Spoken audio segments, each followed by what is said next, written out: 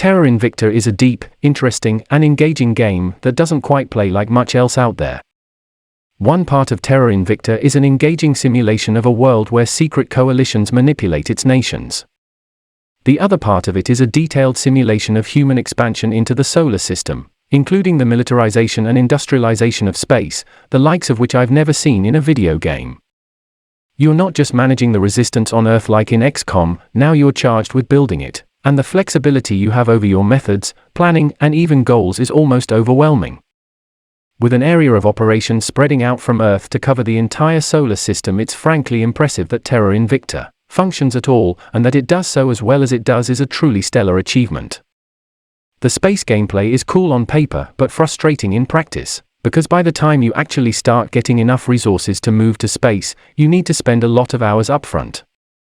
There are brilliant ideas in the ambitious early access release of Terra Invicta, and a lot of fun to find for strategy game enthusiasts, but you need to be willing to spend a lot of time with the mechanics. That can sometimes be really confusing. Warhammer 40K Gladius is basically a 4X sandbox game. There is no preset campaign, and it is very much a play-your-way kind of game. The map settings are highly customizable, down to how many terrain obstacles you want. Other examples of settings include map size, wildlife, resource and biome density, as well as various biome choices per map and much more. Gladius is streamlined for combat, and it really shines in its presentation.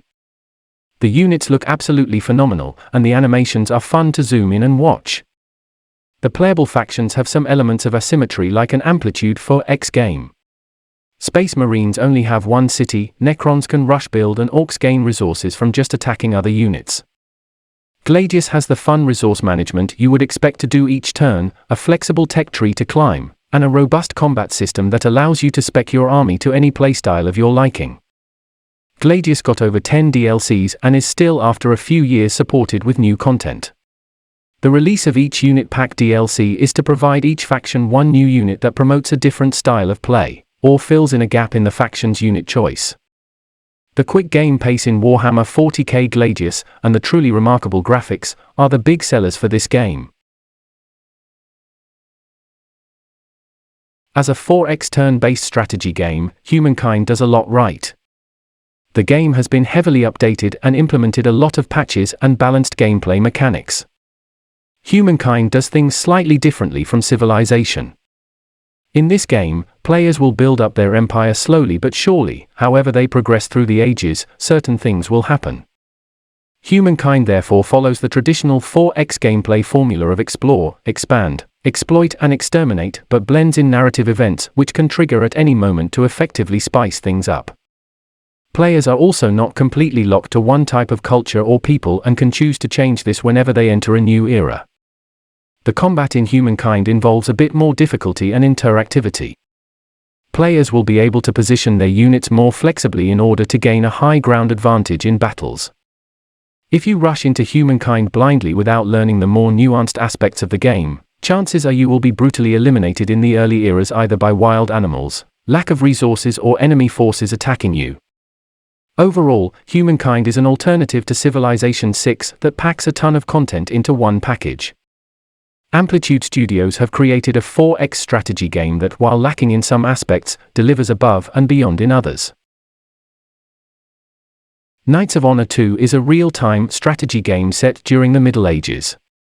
You choose from a world map similar to Crusader Kings, with every nation on the map available. In total, we have 200 different kingdoms from Europe, North Africa, and parts of Asia to choose from. Knights of Honor 2 is a real-time strategy game that can be paused anytime. This strategy title leaves many options open to play the game. Whether we want to pull the strings in the background, lead the world with our trade power, or subjugate it militarily, the game allows for a variety of different approaches. The game world is built very extensively and corresponds to the historical borders in the change of the centuries. It puts typical 4X elements together with real-time strategy that feel and look like Age of Empires battles. Overall, Knights of Honor 2 Sovereign is a fun and well-made addition to the grand strategy market. It was always going to be tough to stand up to the leaders in that genre, but the game makes a good case for itself. with a few additional quality of life features over time, and hopefully more content moving forward, it can live up to its full potential and maybe even rise to the throne itself.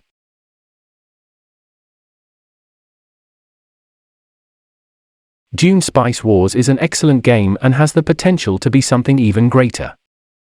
While it is still in early access and could use more content and at some balancing patches, I fully recommend it for fans of Dune. It is not for sure for every 4X fan. But despite its faults, this game is one of the most unique and interesting takes on the genre that we have seen in some time. Combat is relatively simple but satisfying. Until you get pretty deep into the military tech tree, your army size will be limited to only a handful, which makes microing your units crucial in an even fight. Each faction fights a bit differently, from the relatively straightforward Atreides who get bonuses for ganging up on a single enemy, to the elusive Freemen who can cause a lot of delightful damage by cleverly leveraging small squads of stealthy infiltrators. In its current form, diplomacy in Spice Wars is little more than a trade window, with some rather weak suggestions that AI may or may not follow. There are 5 factions in-game, each with unique passive abilities that help keep the gameplay fresh. The ability to select 2 counselors per game is a fantastic way to make options lore-friendly, while giving the player room to customize the game to their liking, such as starting the game with recruitable veteran militia units or increased Solari production.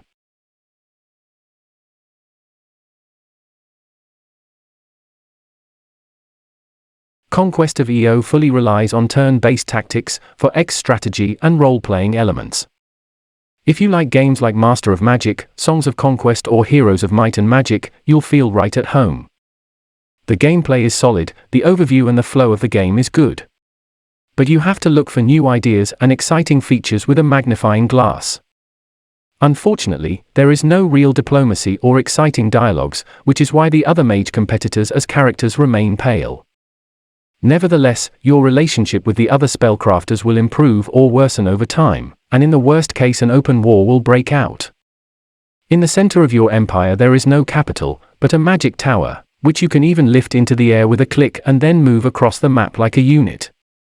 There are also cities, but they are only intended for quests, hiring troops, and trading. Thus, you can't expand and manage cities. The world map of EO is expansive and nicely designed, but unlike most 4X games, the layout is fixed. So cities and towns always sit in the same place. Only quests, events, resources, and so on are randomly distributed in each playthrough. Spellforce Conquest of EO is a good, fun mix of turn-based tactics, 4X, and a dash of role-playing that is easy to play through at some point. Old World is one of the best 4X games out there and provides an interesting mix of Civilization and Crusader Kings. Unfortunately, there are some performance issues with this game which hold it back to be one of the greatest 4X titles on the market. In the late game it can take up to 120 seconds until the AI is finished. While narrative events are nothing new in the strategy genre, and titles like Crusader Kings and Stellaris have refined the medium to fine art, it's uncommon to see a civilization-like game with this storytelling. Each civilization draws from a pool of shared events and a set of civilization-specific events from real-world history. Titles with a heavy focus on narrative are one of the only genres where even losing can be enjoyable, with a greater emphasis on the journey rather than the destination. Surviving till turn 200 or going out with a blaze of glory after insulting the leader of your greatest rival is equally rewarding, with each step of your journey being just as important as the last. The combat in Old World is much faster, and armies need to be much larger due to sieges often taking multiple turns, and capturing a city, often resulting in upwards of a dozen counterattacks when facing off with powerful enemies. Playing Old World feels like you have an entire nation interacting deeply with other real civilizations covering a much smaller slice of history. It adds complexity and dimension to the 4X genre by taking the civilization template and adding to it to involve you in an epic story. Stellaris at its core is a narrative title, albeit one that is created by the player, whose interaction with the wider galaxy can influence the greater course of events, from galaxy-spanning empires that expand through war to small secluded galaxies that use diplomacy, technology and espionage to rule from the shadows. In Stellaris, there is no such thing as an invalid narrative, and players are free to play whatever role they wish in the grander scheme of things, even if that role is that of xenophobic fish people who wish to be left alone in their watery corner of the galaxy, while everyone else does their own thing. Unlike many games with similar systems, the origin of your empire can have a huge impact on how you play the game and interact with others, including starting the game as a vassal of a fallen empire, or with an allied sky dragon that feeds on the population of your capital in exchange for its protection. Stellaris, like Crusader Kings, is the type of game where you do not have to win to have a good time. Rather, players are free to exist as part of the galaxy and accumulate victories and defeats as they do so. Stellaris, like all Paradox games, has an abundance of DLC available, ranging from small cosmetic packs to larger expansion packs that add new mechanics or radically enhance base game mechanics to a new level. It offers players such a huge variety of content, and a massive list of faction types that completing the game in a traditional sense would take the average player well over 400 hours, which is a conservative estimate. Age of Wonders 4 is a fantasy 4X with a wonderful magic system. This game is going one step further to provide you a magical sandbox where you can create your starting race similar to Stellaris. By selecting the physical form, traits, cultural leanings, and societal quirks of your people, you are able to create all sorts of unusual empires, from sinister mole people with a penchant for cannibalism to industrious goblins who just want to build epic cities and make new friends. Additionally, you can also feel free to live your creativity in setting up and generating your dream world and scenario you want to play. There's an abundance of pre-made maps, including ones that are part of the story-driven campaign, but you can also spawn your own, selecting its traits.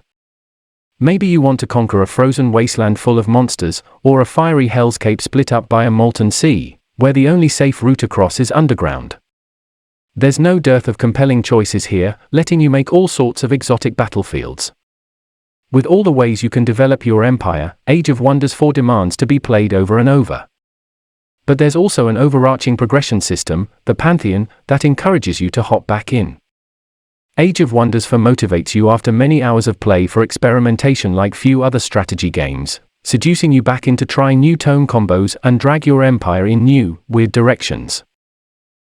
While Civilization V received 2 expansions that helped cement its legacy as one of the best strategy games ever made, Civilization VI hasn't hit quite the same heights. It's a wonderful strategy game, full of depth and nuance, oozing with character and a modern standard-bearer for the series' classic, one more turn addiction. It features charismatic world leaders, you explore a map, you develop technology. You expand the borders of an empire, you exterminate enemies, you let off some nukes, you go into space. It ticks every box on the Civilization checklist. The defining aspect of Civilization VI, the thing we will remember it for the most, is its district system. It's a huge part of the game, based around the idea that after you build a city, watching your borders spread like a virus in earlier games was one thing, but manually controlling archaeologists and artists and rock bands in the field is a blast. It's these areas, where the game asks you to get down on the ground and shape your civilization directly, that it's at its strongest. Civilization VI is overall a really good game and worth your time. After several years, 2 major updates and many additional leaders and cultures that are added to the game, it is finally finished and at its peak.